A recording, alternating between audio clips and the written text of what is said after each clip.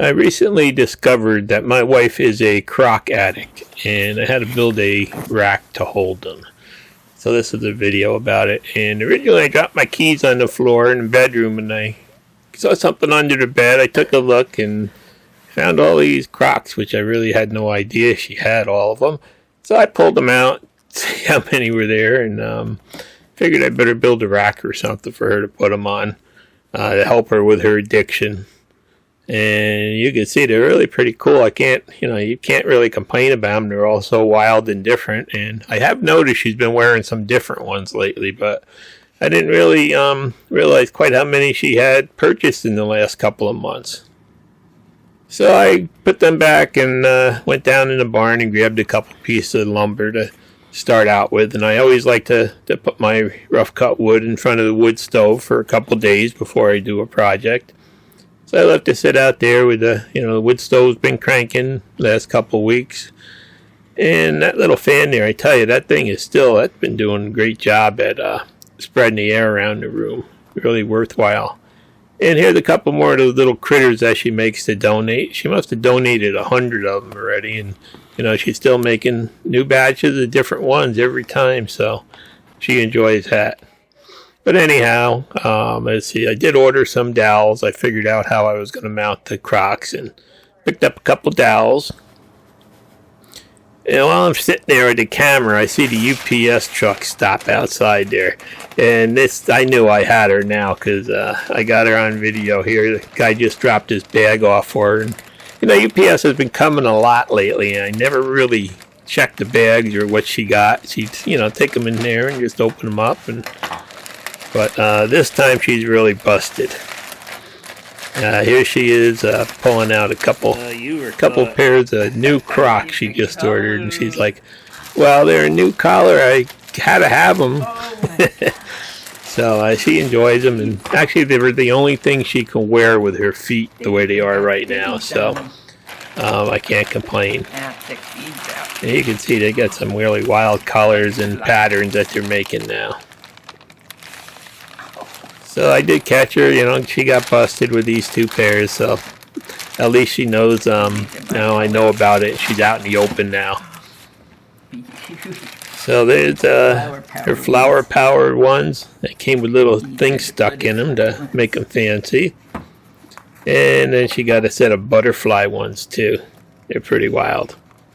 Anyhow, back down in the shop, got my boards down there, and I'm just take a straight edge, and I'm trying to figure out where I can get a couple wide enough pieces out of there. When you use rough cut lumber, these are all extra steps just to get it prepared and ready to be used. So first thing I did is I ripped them to width pretty much on the bandsaw and came up with lots of kindling wood for the wood stove. And then it's time to go back and start to flatten one side of them. And as always, stuff warps and twists and stuff when it dries. I just air dry it and sits out in the barn, sometimes in a cockeye pile or up against the wall. So it's never perfectly flat, but the joiner really does a good job at making it usable. And then I'm just going to go back and make the other side parallel and bring it down to the thickness that I want. And then one more pass back over on the joiner to get one good straight edge to work off of.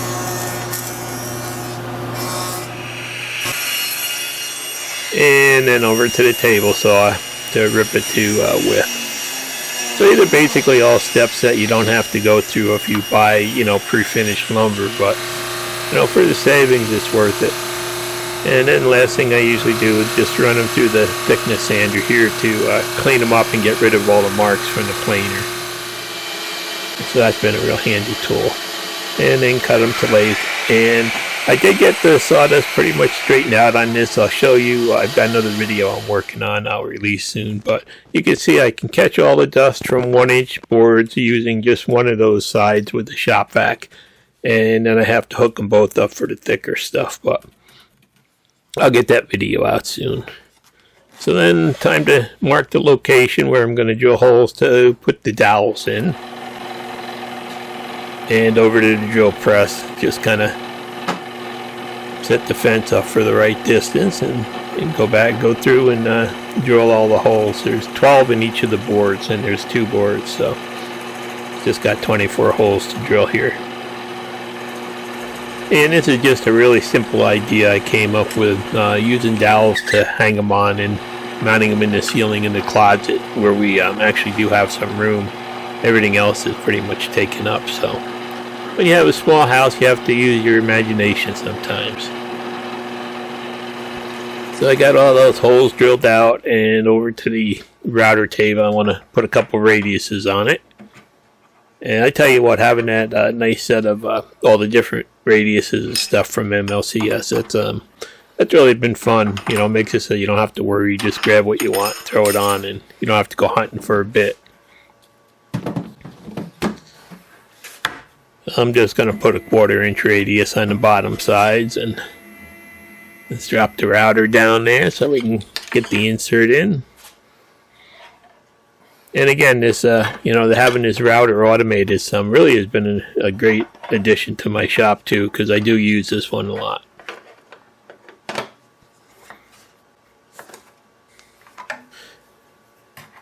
So we got that all set to go, and let's just get that perfect with the edge here. Just turn it down to the fine adjust, and that's ready to go. And then just bring the fence forward and set that up. So you can see just how simple it is. Everything, you just push a button on it, and it really does work good. And then comes the easy part, just putting the radius on. You did one side and then just flipped it and did the other.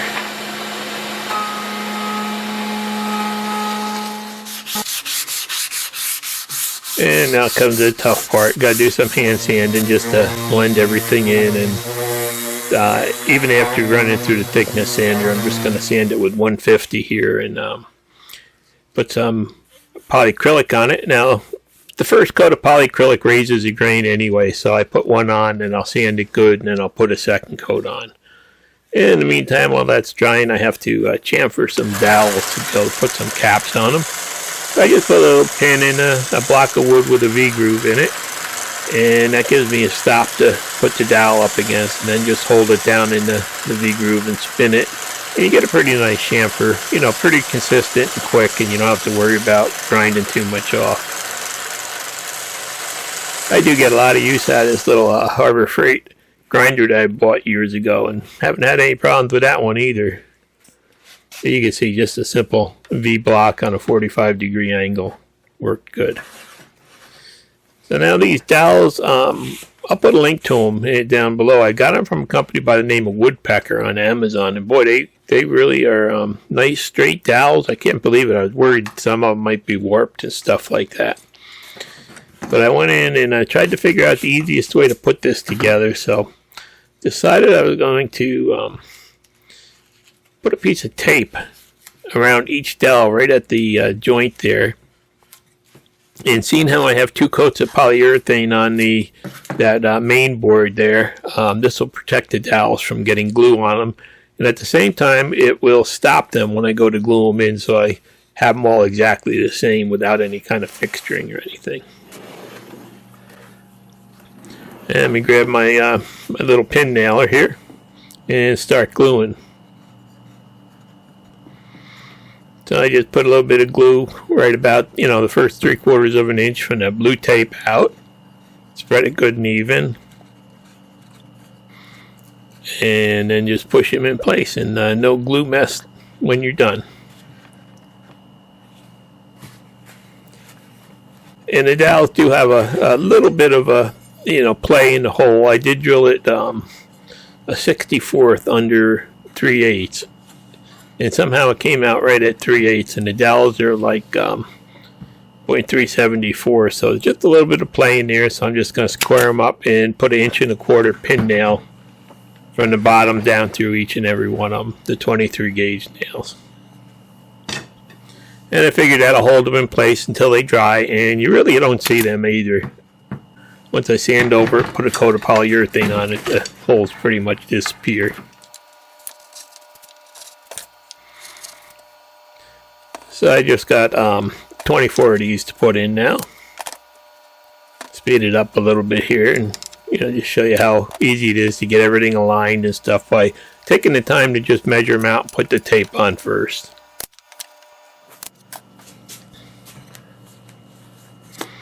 And I went back and just took a damp paper towel, wiped around the tape there to get the extra glue off, and then pull the tape off, and perfect clean line with no glue on it or anything, so that worked out really nice. This is really, this was just a quick little thing I made to hang them on, and these are the dowels woodpecker. Boy, I was surprised just how straight they were and how consistent they were in the diameter. Usually I'll buy them at like Home Depot or something like that, and they'll be all over the place and warped. So it took a while to get the two racks all glued up, but you could pretty much see that it was a fairly easy job. And that Porter cable pin nailer had zero problems with it since I made the video about it. It's been a really great addition to my shop.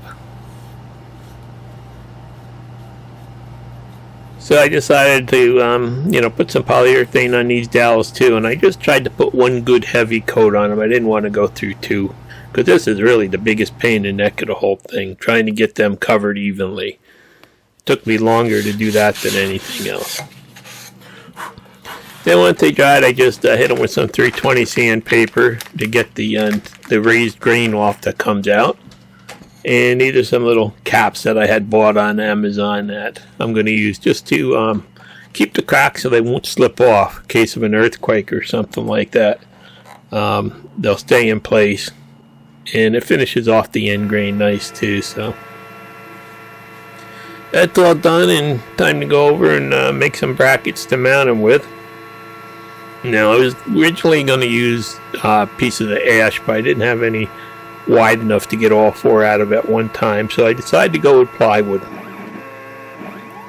So here I am, just getting the router ready to go, just setting up touching off the 0 point on it and the dust collector on it. And I hadn't used this thing in like 6 months. I've been playing with the laser so much that I pretty much forgot about this, and just wish I had a laser that would cut 3/4. I would be doing this in 2 seconds on that, to tell you the truth. But anyhow, this is what I got, and works good. Just takes a little bit longer and makes a little bit more dust, but as you can see, it all gets picked up anyway in the dust collector. So I decided I was just going to put a bracket on each end of each of the holders to hold this up in place so I wouldn't make a mess or anything. Could always be pulled out later, and a couple of screws just screw holes plugged.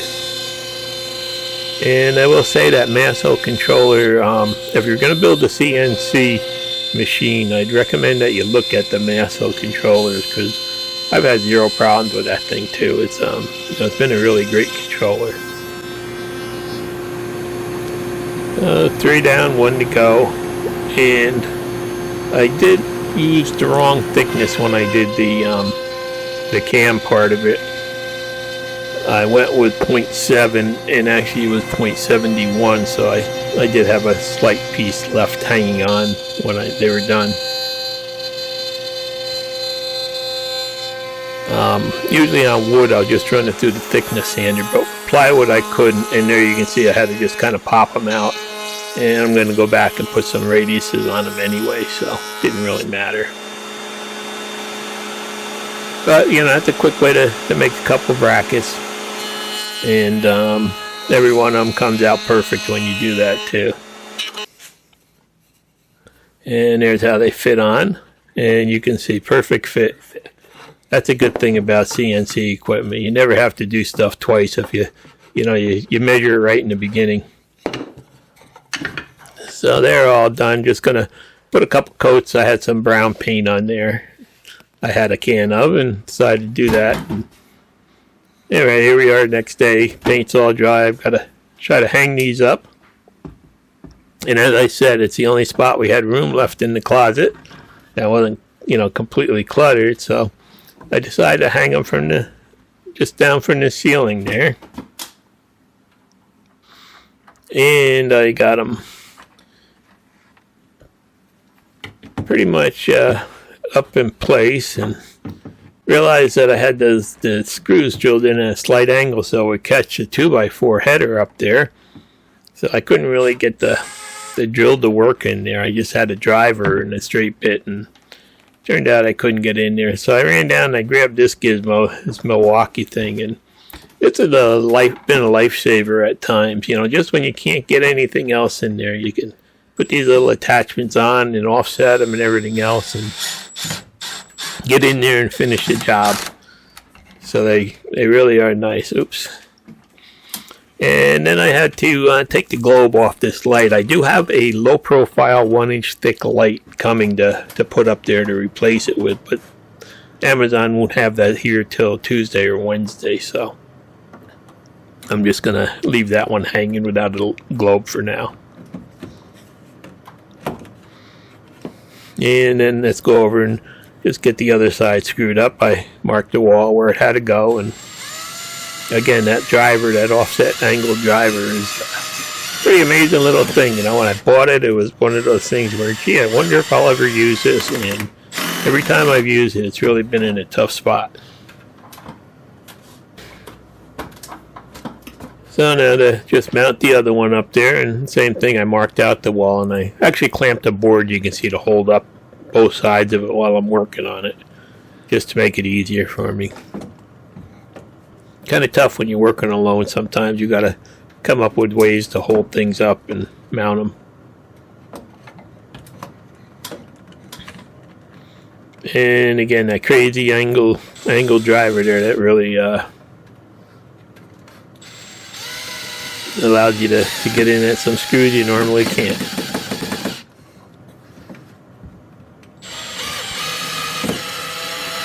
So that's pretty much it. Get these last couple screws in, and it was kind of a quick job. Kind of fun making it, and kind of putting to use a space that we really would have never used, but it solved the problem.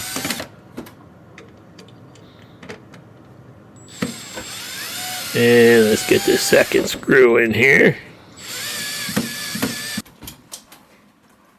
and start hanging them up. And there they are. They just slide right on. Each pair goes together, and then there's that little rubber cap on the end that kind of keeps them from falling off. I don't know if you get a hurricane or earthquake or something. And this will give her room to hang 48 pairs of them. So she can go out. I think she's only got about 30 now, actually. So she can go out and buy some more and be happy with her wild collars there.